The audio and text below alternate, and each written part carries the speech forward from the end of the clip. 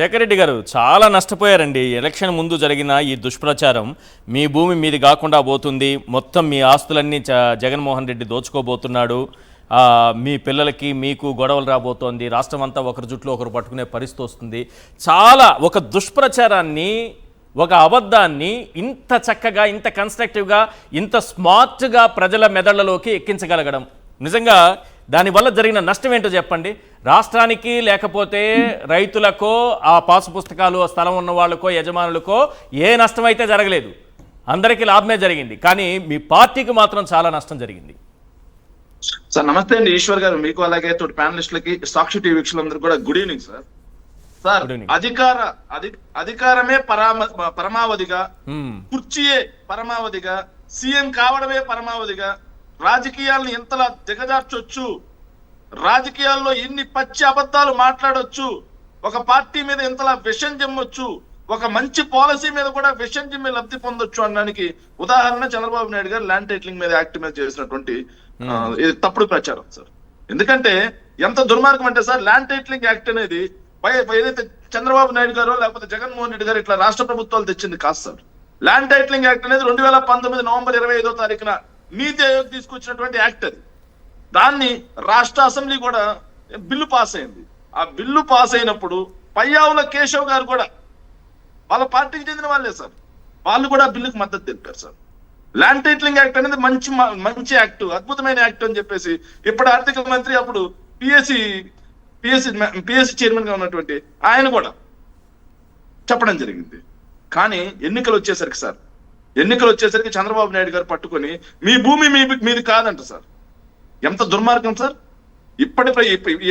ఏదైతే ఈ కంప్యూటర్ యుగంలో, ఈ సోషల్ మీడియా యుగంలో ప్రతి ఒక్కరి చేతిలో ఫోన్ ఉంది, ఏం జరుగుతుందో అందరికీ తెలుస్తుంది. ఇలాంటి యుగంలో మన భూమి ఇంకోరు కొట్టేయగలరా సార్? ఎలా కొట్టేయగలరు? అలా కొట్టేయకూడదనే కదా జగన్మోహన్ రెడ్డి గారి ల్యాండ్ టైటిలింగ్ యాక్ట్ అని తీసుకొచ్చింది. ల్యాండ్ టైటిలింగ్ యాక్ట్ అంటే ఏంది అసలు అనేది కూడా తెలియదు సార్.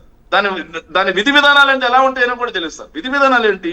100 ఏళ్ల క్రితం ఉన్నటువంటి సర్వే ఏదైతే ఉన్నాయో, భూ రికార్డులు ఏవైతే ఉన్నాయో, వాటిల్లో చాలా వరకు డిస్ప్యూట్స్ ఉన్నాయి. నా భూమి నాది అని నిరూపించుకోవడం కోసం కనీసం 30 డాక్యుమెంట్లు తేవాల్సినటువంటి పరిస్థితి. అవును, ఈ 30 డాక్యుమెంట్లు తెచ్చినా సరే ఆ భూమి ఇంకొకటి నాకు కబ్జా అంటాడు. ఇలాంటి పరిస్థితి వస్తా ఉంటే ఒక నిజమైనటువంటి యజమానుదారుడు, హక్కుదారుడు ఎవరైతే ఉన్నారో భూమి మీద, వాళ్ళకి రక్షణ కల్పించే విధంగా కేంద్ర ప్రభుత్వం తీసుకొచ్చినటువంటి ల్యాండ్ టైటిలింగ్ యాక్ట్ ని 40% అమలు చేసింది జగన్మోహన్ రెడ్డి గారు. వెళ్ళిపోతూ జగన్మోహన్ రెడ్డి గారు దిగిపోయడానికి 40% అమలు చేస్తే ఈ రోజు ఆ 400 కోట్లు తీసుకుంటూ జగన్మోహన్ రెడ్డి గారు చేసినటువంటి సర్వేని క్రెడిట్ చోరీ కొట్టేస్తా ఉంటాడు సార్. నాడేమో మీ భూములు మీ కాదంటారు సార్. ఎంత తప్పుడు ప్రచారం సార్. నిజంగా చంద్రబాబు నాయుడు గారి అనే ఒక వ్యక్తికి నిజంగా నైతికత ఉంటే, మనస్సాక్షి ఉంటే రాష్ట్ర ప్రజలందరికీ క్షమాపణ చెప్పాలి. నిజంగా దీనిపైనే కదా చాలా అప్పుల పైన చెప్పారు, దానికి ఒక క్షమాపణ చెప్పుకోవాలి. నాన్న బుడ్డి అన్నారు, దానిపైన క్షమాపణ చెప్పాలి. అట్లా చెప్పుకుంటూ పోతే మీకు ఈ 3 ఏళ్లు గడిచిపోతుంది క్షమాపణలకి. సార్ వాళ్ళు క్షమాపణ చెప్పడం మొదలెడితే ఆల్రెడీ 2 జనవరిలు అయిపోయినా సార్. ఇంక 2 జనవరి నుండి 2 జనవరి వరకు చెప్పుకుంటూ పోతా ఉన్నాయి సార్. ఇంకా నేను ఈ IVRS calls sir, IVRS calls ద్వారా ప్రతి ఒక్కరికి కాల్స్ లేదు సార్. అవును, ప్రతి ఒక్కరికి కాల్స్ చేసి మీ భూములు కొట్టేస్తా ఉన్నారు. ల్యాండ్ టైటిలింగ్ యాక్ట్ ద్వారా జగన్మోహన్ రెడ్డి గారు రాష్ట్రంలోని రైతులందరూ భూములు లాగేసుకుంటున్నారండి సార్. ఎంత దుర్మార్గంగా ప్రజల యొక్క మెదళ్లలో విష బీజాలు నాటి తప్పుడు ప్రచారం చేసి చివరికి ఏం చేశారు? ఎన్నికల్లో లబ్ధి పొంది గెలిచారు సార్. గెలిచిన వెంటనే ల్యాండ్ టైటిలింగ్ యాక్ట్ మేము రద్దు చేస్తున్నామన్నారు సార్. రద్దు చేస్తున్నామంటే ఎందులో ల్యాండ్ టైటిలింగ్ యాక్ట్ రద్దు చేయడానికి ఈయనెవరు? రద్దు చేయడానికి రాష్ట్ర ప్రభుత్వం ఎవరు? ల్యాండ్ టైటిలింగ్ యాక్ట్ అనేది కేంద్ర ప్రభుత్వం తీసుకొచ్చింది. దాన్ని నువ్వెట్టా రద్దు చేస్తావు? రద్దు చేస్తున్నట్టుగా ఒక సంతకం కూడా పెట్టేశారు సార్. కానీ ల్యాండ్ టైటిలింగ్ యాక్ట్ రద్దు అవ్వలేదు సార్. పేరు మాత్రమే మారింది. పేరు మాత్రమే మారింది తప్పిస్తే రద్దు కాలేదు సార్. అవును, ఈయన చంద్రబాబు నాయుడు గారు ప్రతిదీ నాది అని చెప్పుకున్నట్టుగా 400 కోట్లు బాబు గారికి ఎలా వస్తుంది పాపం సార్? 400 కోట్లు ఎలా వస్తుంది? ఇంకో చివరిగా సార్ నేను ఇంకో విషయం కూడా చెప్పాల్సింది ఎంతో వెళ్ళాలంటే, మన ఈనాడు పత్రిక, ఆంధ్రజ్యోతి పత్రికలు ఉన్నాయి కదా సార్, ల్యాండ్ టైటిలింగ్ యాక్ట్ గురించి నీచంగా కేవలం చంద్రబాబు నాయుడు గారి విధిల్చే ఎంగుల మెతుకుల కోసం పనిచేసేటువంటి ఒక ఉంపుడు మీడియా, కూలి మీడియా ఏదైతే ఉందో ఆ మీడియా చేసినటువంటి మాటలు ఏంటంటే ల్యాండ్ టైటిలింగ్ యాక్ట్ మీద విచ్చలుడిగా బ్యానర్ ఐటమ్స్ వేసి విష ప్రచారం చేశారు సార్. బ్యానర్ ఐటమ్స్ వేసి విష ప్రచారం చేసి మళ్ళీ మొన్న ఈ మధ్య కూడా చదివాం సార్. చదివితే ల్యాండ్ టైటిలింగ్ యాక్ట్ కాకుండా రీసర్వేలో తప్పులు తడక, రీసర్వేలో ఇబ్బందులు అని చెప్పి మాట్లాడుతూ ఉంటే వెంటనే ఏదైతే మంత్రి గారు బయటకు వచ్చేసి మంత్రి గారు ఏం చెప్తారంటే 2024 ఏప్రిల్ వరకు ఉన్నటువంటి డేటా ప్రకారమే మేము పాస్బుక్లు ఇస్తున్నాం. అంటే ఈ రెండింటి మధ్య అయితే వైరుధ్యం చూస్తే సార్, జగన్మోహన్ రెడ్డి గారు 2024 వరకు దాదాపుగా 40% గ్రామాల్లో రీసర్వే పూర్తయిపోయింది సార్. రీసర్వే పూర్తయిన వాటికి జగన్మోహన్ రెడ్డి గారి ఫోటో తీసేసి ఇప్పుడు పాస్ పుస్తకాలు ఇస్తా ఉన్నారు సార్. అంటే కేవలం జగన్మోహన్ రెడ్డి గారి ఫోటో తీసేసే పాస్ పుస్తకాలు ఇస్తా ఉన్నారు. దానికి 40 కోట్ల రూపాయలు ఖర్చు పెట్టారు సార్.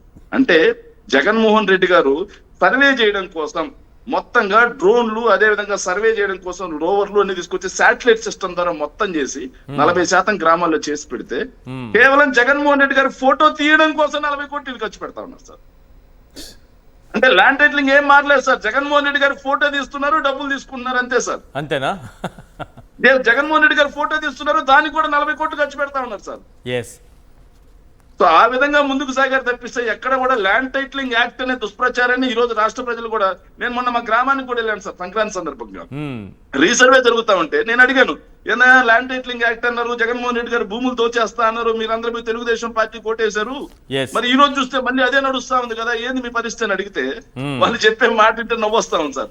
చంద్రబాబు నాయుడు గారు, మీడియా ముఖ్యంగా మాట్లాడకూడదు కానీ, చంద్రబాబు నాయుడు గారు వేసే టక్కు టమార విద్యలు ఏవైతే ఉన్నాయో అవన్నీ మా మీద ప్రయోగించి మమ్మల్ని ఓట్లు వేయించుకున్నాడు. ఈసారి చంద్రబాబు నాయుడు గారికి మేము చెప్పే బుద్ధి ఎలా ఉంటుందంటే, ఆయన 2024 ఎన్నికలకి ముందు వాడినటువంటి ప్రతి తప్పుడు ప్రచారం ఏదైతే ఉందో చంద్రబాబు నాయుడు గారి పతనానికి అవే సోపానంగా పోతుంది. మీకు ఒక టాస్క్ ఇస్తాను. చంద్రబాబు నాయుడు గారు టీడీపీ లేకపోతే కూటమి ఎన్నికలకు ముందు లేదంటే మీ 5 ఏళ్ల పాలన పైన చేసిన దుష్ప్రచారాలు ఎన్ని మొత్తం ఒక లిస్టు రాసుకొని వస్తే ఒకరోజు డిబేట్ పెడతా. ఖచ్చితంగా సార్, 100% సార్. మొత్తం లిస్ట్ రాసుకోవాలి. ఏది అప్పులైనా సరే, ల్యాండ్ టైటిలింగ్ యాక్ట్ అయినా సరే, రిషికొండ అయినా సరే, లేదా అమ్మ ఒడిస్తే దాన్ని నానబుడ్డి అన్న విషయం అయినా సరే, ఇంగ్లీష్ మీడియంలో చదివితే మొద్దబ్బాయిలు అయిపోతారన్న విషయం అయినా సరే, ఎలాంటిదైనా సరే మీరు చేసిన ఒక మంచి పనిని ఏ రకంగా దుష్ప్రచారం చేసి, లేకపోతే మీరు ఏ మంచి పని అయినా చేయండి, అవి ఎన్ని ఉన్నాయనేది ఒక లిస్ట్ రాసుకురండి. డెఫినెట్ గా ఇదే వేదిక పైన డిబేట్ పెడతా నేను. డెఫినెట్ గా తీసుకురండి. అంటే తెలియాలి, మీ పార్టీకి కూడా తెలియాలి కదా. ఒక రాజకీయ పార్టీ చంద్రబాబు నాయుడు గారు వారు నడుపుతున్నారు కాబట్టి వాళ్ళు రాజకీయమే చేస్తారు. ఆ రాజకీయంతోనే దెబ్బ కొట్టాలంటే ముందు మీరు ఆ లిస్ట్ తయారు చేసి ప్రజల ముందు పెట్టాలి. సార్ 1 minute సార్, ఒక్క మాట చెప్పి ముగిస్తాను సార్. చంద్రబాబు నాయుడు గారు ఇన్ని దుష్ప్రచారాలు చేశారు కానీ వాటిల్లో అతిపెద్ద దుష్ప్రచారం ఏంటంటే సార్, జగన్మోహన్ రెడ్డి గారు ఒక మనీ సైకిల్ ఒకదాన్ని క్రియేట్ చేయడం జరిగింది సార్. ఆ క్రియేట్ చేసిన సైకిల్ ఏంటంటే సంక్షేమ పథకాల ద్వారా హెలికాప్టర్ మనీ పంపింగ్, అక్కడి నుంచి మొత్తం తిరుగుతూ ఆర్థిక వ్యవస్థ మొత్తం ఒక చక్రంలో ఏర్పడి రాష్ట్రం యొక్క ఆర్థిక పరిస్థితి, కొనుగోలు శక్తి పెరగడంతో పాటుగా రాష్ట్ర ఆర్థిక పరిస్థితి బాగుండేది సార్. కానీ చంద్రబాబు నాయుడు గారు దాన్ని విష బీజాలు ఎలా నింపారంటే సార్, జగన్మోహన్ రెడ్డి గారు ఫ్రీగా మొత్తం ఇచ్చేస్తా ఉన్నారు, ఈ సంక్షేమ పథకాల వల్ల రాష్ట్రం శ్రీలంక అవుతుంది, రాష్ట్రం సోమాలియా అవుతుందని ఒక తప్పుడు ప్రచారం. అవన్నీ లిస్ట్ రాయండి. సంక్షేమ పథకాలు, అప్పులు, ల్యాండ్ టైటిలింగ్ యాక్ట్, రిషికొండ, 30,000 మంది అమ్మాయిల కిడ్నాప్, సుగాలి ప్రీతి, వాలంటీర్లు ఇళ్లలోకి వెళ్తున్నారు,